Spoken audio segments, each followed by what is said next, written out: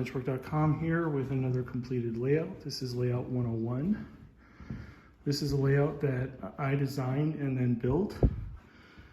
The interesting part about this, other than all the interesting grades here, is the fact that it was start to finish in 3 months.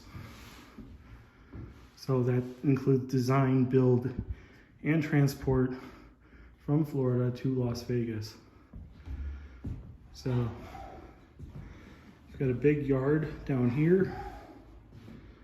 We've got a turnaround loop in the middle, and then a ramp that follows here all the way around. It comes up top here.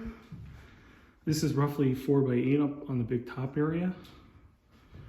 We got a fairly narrow ramp, but it's set up to be mountainous and tunnely. Comes around, goes underneath the TV.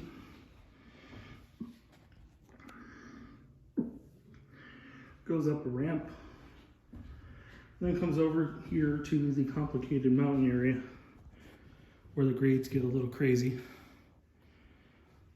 And it goes up and down and all over the place. It ends up down on the lower section. So all in all, this is actually going to be a really interesting layout to run and operate.